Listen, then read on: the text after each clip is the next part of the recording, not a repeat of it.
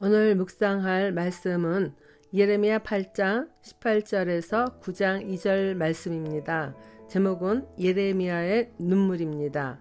첫째 단락 예레미야 선지자의 탄식에 대해서 보겠습니다. 슬프다 나의 근심이여 어떻게 위로를 받을 수 있을까? 내 마음이 병들었도다.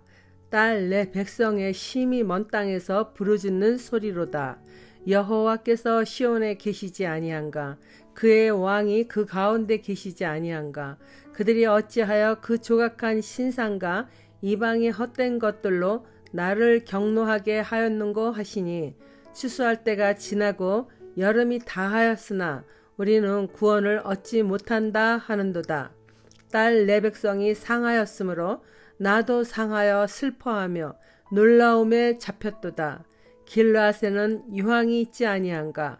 그곳에는 의사가 있지 아니한가? 딸 내 백성이 치료를 받지 못함은 어찌 됨인고?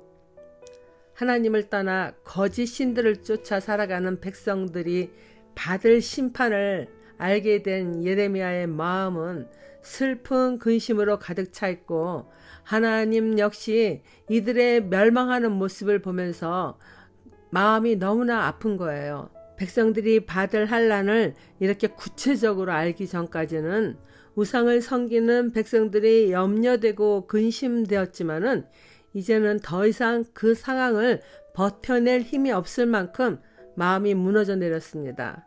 그처럼 추스릴 수 없는 마음에 대하여 그는 병들었다고 말합니다. 예레미야는 평생 독신으로 살면서 오직 나라와 민족과 결혼한 사람처럼 그렇게 살았습니다. 그는 자신의 가정을 가지지 않은 대신에 일생 하나님의 마음으로 민족을 사랑하여 한 사람이라도 옳은 길로 인도하고자 모진 고난과 고뇌에 쌓여 살아온 사람입니다. 예수님처럼 문 영혼을 사랑하여 자신을 희생하는 삶을 사는 것입니다. 백성들은 고난 가운데 여호와 하나님이 자신들의 땅 시온에 계시지 않는가? 왜 여호와가 우리 땅에 계시는데 우리가 이런 고통을 당하여야 하는가 하고 철없는 말을 합니다. 마치 믿는 자들이 고난이나 환난 가운데 처할 경우 하나님, 제가 믿는 하나님과 저와 함께 계신다 하지 않았습니까? 하나님 도대체 어디 계시는 겁니까? 하고 묻는 그런 말들과 같죠. 그러한 백성들의 질문에 하나님은 그들이 어찌하여 자신들이 조각하여 만든 신상과 이방의 헛된 것들로 나를 경노하게 한 것을 알지 못하는가 하고 대답하시는 것입니다. 생각지 못한 고난을 당할 때면은 누구나 의당 이처럼 그러한 상황에 대하여 원망의 쓴소리를 하나님께 내뱉기가 굉장히 쉬워요. 그럴 때 하나님은 너희들이 섬기던 우상으로 내 마음이 상하셨다는 말씀입니다. 각자에게 맞는 가르침을 주시기 위하여 이처럼 작은 고난이든 큰 고난이든 하나님이 어쩔 수 없이 행할 수밖에 없다는 것입니다. 고난에 스톱 사인이 없으면 멈추지 않고 죄의 길을 계속 걸어갈 자녀들이 위태롭기에 고난이라는 도구를 사용하시는 것입니다. 추수할 때가 지나고 여름이 다하였으나 그들은 수확을 하지 못하듯 회개할 시간을 주셨음에도 돌이키지 않으므로 다가오는 심판에서 구원받을 기회를 놓쳐버린 것이죠. 예레미야도 민족이 침략자들에 의해서 겪는 고통을 보면서 마음이 상하고 슬픔과 놀라움에 사로잡힙니다. 우리는 성경 기록으로 이 사실을 아는 정도에 그치지만은 실제로 그러한 일을 한상으로 본 예레미야는 민족이 겪는 그 처참한 모습에 마음이 병들 정도입니다.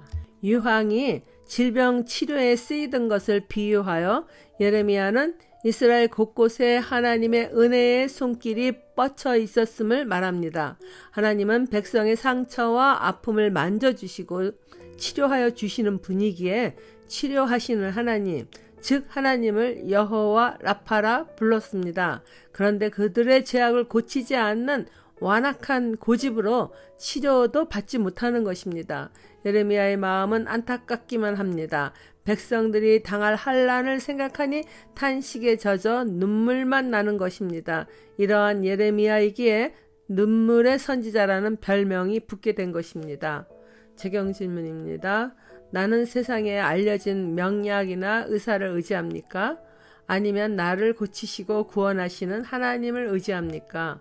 둘째 달라, 백성의 고통을 보는 것이 괴로운 예레미야에 대해서 봅니다. 어찌하면 내 머리는 물이 되고 내 눈은 눈물 근원이 됐고 죽임을 당한 딸 내 백성을 위하여 주야로 울리로다. 내가 광야에서 나그네가 머물 곳을 얻는다면은 내 백성을 떠나가리니 그들은 다 간음하는 자요 반역한 자의 무리가 됨이로다. 침략자들에 의하여 멸망당하는 백성의 모습들을 알게 된 예레미야는 자신의 머리가 물이 되고 두 눈이 눈물의 샘이 되어서라도 백성을 위하여 밤낮으로 우는 모습을 보고 백성들 중 어느 한 사람이라도 깨달을 수 있다면은 그렇게 하고 싶다는 마음인 것입니다. 그들의 고통을 보기 괴로우니 광야에 머물 곳이 있다면은 그들이 멸망당하는 처참한 모습을 보지 않기 위하여 백성을 떠나 멀리 가겠다 합니다. 이러한 예레미야의 말은 고난당할 그들을 무시하고 혼자만 멀리 떠나가겠다는 그런 말이 아니죠. 그들이 당할 고난이 얼마나 큰지를 강하게 말하는 것입니다. 제발 이제라도 하나님을 버리고 우상숭배를 한 간음죄와 반역의 죄를 깨닫기를 원하는 것이죠. 물론 나라와 민족을 사랑하는 예레미야이지만은 그들이 하나님의 율법을 듣지 않고 자신의 고집대로 행동해서 반역하는 모습을 볼 때마다 그들을 떠나 멀리 광야에서 혼자 지내고 싶은 인간적인 마음도 들 수도 있었다는 것입니다. 그러나 그의 예언의 말들에는 백성들이 하나님의 주권을 인정하는 백성이 되기를, 그 말씀에 순종하는 백성이 되기를 바라는 마음이 예언하는 것마다 이렇게 들어있는 것을 느낍니다. 그러기에 그렇게 예레미야 33장 3절 그 유명한 말을 하잖아요. 너는 내게 부르짖으라. 내가 내게 응답하겠고 내가 알지 못하는 크고 은밀한 말을 내게 보이리라. 이처럼 예레미야는 자신이 갇혀있는 상황에서 하나님으로부터 받은 말씀을 유다 백성과 우리들 모두에게 기록으로 하나님이 어떤 분이신지 우리들도 그렇게 부르짖으라는 거죠. 하나님은 다 들으시고 다 우리들이 기도하는 것마다 응답하시는 분이라는 걸 알려주고 있습니다. 아무리 어렵고 절망스러운 상황이나 환경에 처할지라도 전능하신 하나님께 기도하는 사람이 된다면은 우리는 그러한 힘든 고난을 통해 살아계신 하나님의 은혜를 더 경험하게 됩니다. 예레미야는 이처럼 전능하시며 전지하신 하나님이 우리들의 부르짖음에 반드시 응답하시는 분이라는 것을 확실하게 알려준 선지자입니다. 그뿐 아닙니다. 그는 하나님을 위해서, 민족을 위해서 자신의 삶을 모두 내려놓고 하나님과 반역한 인간이 다시 화해하며 회복될 수 있도록 인생의 전부를 내어놓음이 마치 우리의 죗값을 대신 치르고 십자가에서 죽임을 당하신 예수 그리스도의 모습을 예시하며 알려준 것이라 할 수 있습니다. 예레미야가 자신의 희생의 삶을 통해 온 인류의 구원자 예수를 이렇게 보여주었듯이 하나님은 우리가 사랑하는 가족이나 지인들의 영혼 구원을 위해 예레미야의 마음을 갖고 그들에게 다가가는 자가 되기 원하셔서 우리를 먼저 부르셨습니다. 인생에서 가장 중요한 것은 영혼 구원이기 때문입니다. 우리들은 한번 죽는 것이 정해진 것입니다. 그 후에 영생과 영벌의 심판이 반드시 일어날 것입니다. 히브리서 9장 27절에 한번 죽는 것은 사람에게 정해졌다고 했습니다. 그리고 그 후에 심판이 있겠다고요.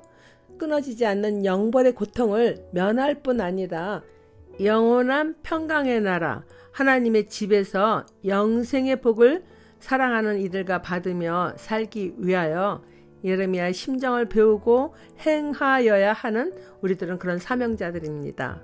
적용 질문입니다. 내가 최근에 하나님의 마음을 가장 아프게 한 일은 어떤 것이 있나요? 예레미야가 예언의 말씀으로 백성들에게 선포하듯이 예수 그리스도의 재림의 날에 대한 말씀을 사랑하는 이들에게 전하며 살고 있나요? 기도하겠습니다. 하나님 아버지, 예레미야의 민족을 사랑하는 마음을 배우고 적용하기를 원합니다. 우리나라 북쪽 땅에 신음하는 동포들이 하루속히 고통에서 벗어나는 날이 오기를 기도합니다. 그들을 위하여 전심으로 기도하오니 이제 하나님의 시간을 속히 오게 하옵소서. 또한 오늘도 내가 만나는 이에게 어찌하든 구원의 메시지를 전할 수 있는 지혜와 용기를 주옵소서. 귀하신 예수 그리스도의 이름으로 기도드립니다. 아멘.